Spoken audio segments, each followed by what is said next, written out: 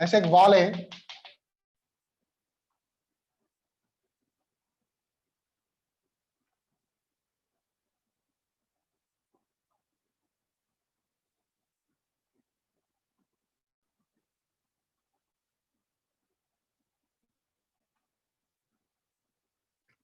और इस तरह का एक ब्लॉक है, ठीक है। यहाँ पर ये वॉल है, तो वॉल है तो ये ब्लॉक जो है इस तरफ तो मूव नहीं कर पाएगा, ये ब्लॉक सिर्फ इसी तरफ मूव कर पाएगा। इसका मास ले लो m2, इसको बोल दिया मैंने बी ब्लॉक, और यहाँ पे रखा हुआ है आपका क्या, इसका मास ए ब्लॉक है, उसका मास कितना है m1, और ये एक सेमी सर्कल बन रहा है, तो इसकी रेडियस कितनी है, इसकी रेडियस मान लो r। तो ब्लॉक ए को हम रिलीज करते हैं from rest, find maximum speed of B in entire motion. B की मैक्सिमम स्पीड, ये जो नीचे वाला ब्लॉक है इसकी मैक्सिमम स्पीड कितनी हो सकती है वो हमको फाइंड करना है। A is released from rest,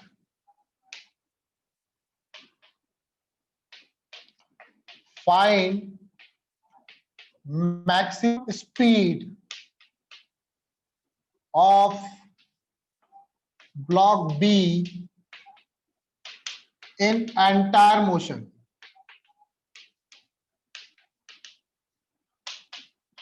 entire motion मतलब ये ब्लॉक ऐसे जाएगा, शायद फिर इधर जाएगा, फिर वापस नीचे आएगा, तो पूरे मोशन के अलोंग किस पॉइंट पर इस बी ब्लॉक की मैक्सिमम स्पीड होगी वो हमें फाइंड करना है। ठीक है, तो कैसे करेंगे हम लोग,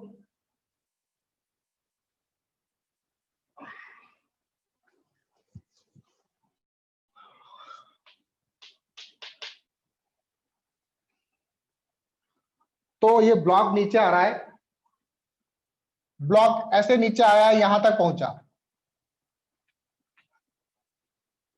यहां से लेके यहां तक ये वाला ब्लॉक इस M2 को पीछे की तरफ पुश कर रहा है, तो ये M2 पीछे मूव कर सकता है क्या, नहीं कर सकता।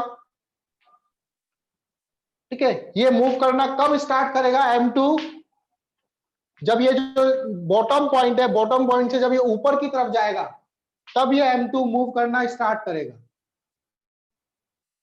आ रही है बात कुछ समझ में मेरी?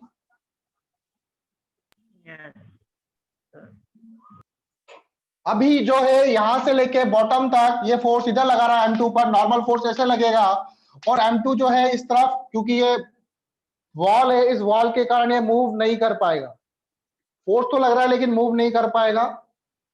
जब ये बॉटम पर आएगा इधर, तब इसमें कुछ वेलोसिटी आएगी, तो हमने मान लिया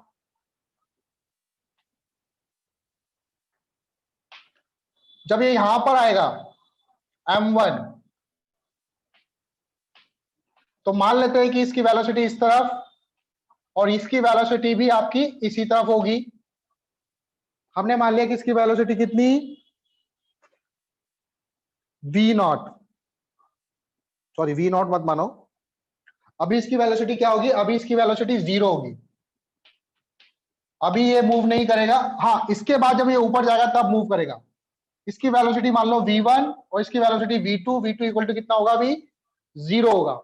अच्छा, v1 कितना होगा, तो ये ब्लॉक यहां से यहां तक आया, तो जो काइनेटिक एनर्जी में चेंज आएगा वही क्या होगा, वर्क डन कितना नीचे आया, ये r नीचे आया, तो वर्क ग्रेविटी ने कितना वर्क डन किया, दैट इज m1gr, कितना, और काइनेटिक एनर्जी क्या हो गई, half m1v1 square equal to work done कितना हुआ, m1gr, m1 से m1 कैंसिल, तो v1 इक्वल टू कितना हो जाएगा, √2gr, तो ये वेलोसिटी कितनी हो जाएगी, v1 अंडर रूट 2gr, कितनी वेलोसिटी हो गई, अंडर रूट 2gr, और नीचे वाले ब्लॉक की वेलोसिटी क्या होगी इस पॉइंट पर, 0।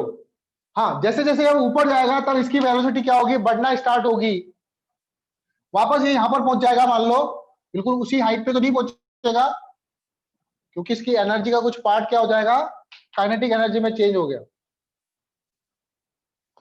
तो ये वापस नीचे आएगा,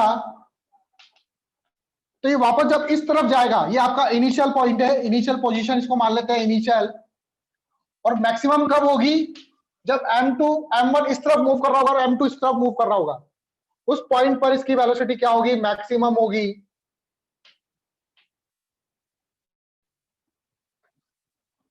m2 वाला इधर जा रहा होगा, मान लो v2 डैश से, और ये आ रहा होगा किस तरफ, इस तरफ आ रहा होगा, कितने वेलोसिटी से, v1 डैश से। इस समय इसकी वेलोसिटी क्या होगी m2 वाले की, ये मैक्सिमम होगी, मैक्स लिख देना यहाँ पे, ये मैक्सिमम होगी इस केस में। तो इनिशियल, क्योंकि जो फोर्स लग रहा है वो अलोंग एक्स लग रहा है, सॉरी अलोंग वाई लग रहा है, एक्स की तरफ कोई फोर्स नहीं लग रहा, तो P initial equal to P final कर सकता हूं मैं, P initial equal to P final. तो इनिशियली मोमेंटम कितना, m1 इंटू v1, और फाइनल मोमेंटम कितना, ये मास m2, तो इस तरफ पॉजिटिव, तो m2 v2 dash minus m1 v1 dash. v1 पता है हम लोगों को,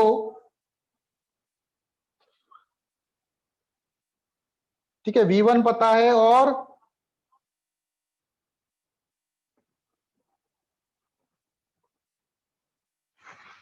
सिर्फ v1 ही पता है, ठीक है। एक इक्वेशन तो आपकी ये बन जाएगी, v1 की वैल्यू रख दो चाहो तो, m1 under root 2gr equal to m2 v2 dash का v2 dash minus m1 v1 dash.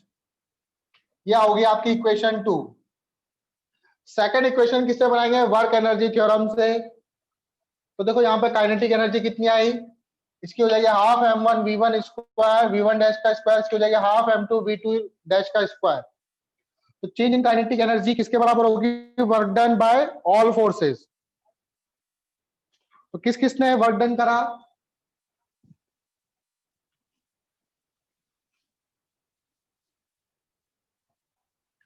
तो बाय वर्क एनर्जी थ्योरम,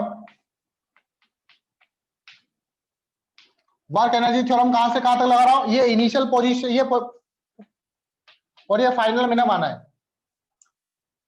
तो मैंने ले लिया work done by gravity, work done by normal is equal to change in kinetic energy. Initially block यहां पर था, ऊपर गया वापस आया, ग्रेविटी ने कितना वर्क डन किया, जीरो। तो वर्क डन बाय ग्रेविटेशन क्या होगा, zero. Work done by normal क्या होगा, ये भी जीरो होगा, क्योंकि नॉर्मल जो है परपेंडिकुलर होता है डिस्प्लेसमेंट के। काइनेटिक एनर्जी में कितना चेंज आया, तो इसकी काइनेटिक एनर्जी हो गई हाफ m1 v1 डैश का स्क्वायर, और इसकी काइनेटिक एनर्जी कितनी हो गई फाइनल में, हाफ m2 v2 डैश का स्क्वायर। ये तो होगी फाइनल काइनेटिक एनर्जी। और इनिशियल काइनेटिक एनर्जी कितनी थी, इनिशियली इसका तो मूव नहीं कर रहा था ये, इसकी काइनेटिक एनर्जी थी इनिशियली, तो हाफ m1 v1 का स्क्वायर, v1 की वैल्यू पुट कर दो, v1 की वैल्यू कितनी है, √2gr, तो v1 की वैल्यू रखूंगा तो रूट हट जाएगा, तो आ जाएगा 2gr, कितना जाएगा 2gr। दो इक्वेशन बन गई, कितने वेरिएबल से आपके पास, दो वेरिएबल से v1 और v2 डैश, v1 डैश और v2 डैश। तो क्या v2 निकल जाएगा हमारा, v2 डैश, हाँ हमें तो सर। यही तो फाइंड करना है v2 डैश। तो by solving 1 and 2 we can find v2 dash.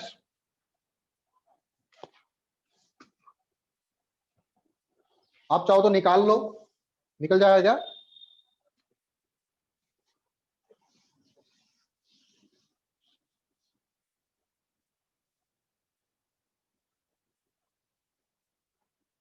तो यहां से आ जाएगा 2 से 2 काट देते हैं, नहीं, 2 उड़ा देते हैं यहाँ से, 2m1gr m1 v1 डैश का स्क्वायर m2 v2 डैश का स्क्वायर। यहां से आपको वैल्यू निकालनी पड़ेगी v1 डैश की। 2m1gr हमने वैल्यू ऐसे ली है, v1 की वैल्यू हो जाएगी यहां से m2 v2 dash minus m1 √2gr divided by m1 का square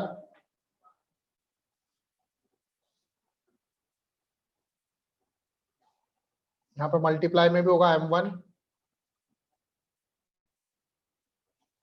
plus m2 v2 dash का स्क्वायर।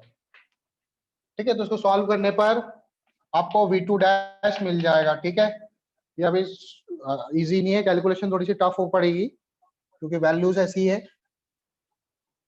तो कोई वैल्यू दे रखी होती है हम लोगों को तो फिर हम लोग सॉल्व कर पाते हैं।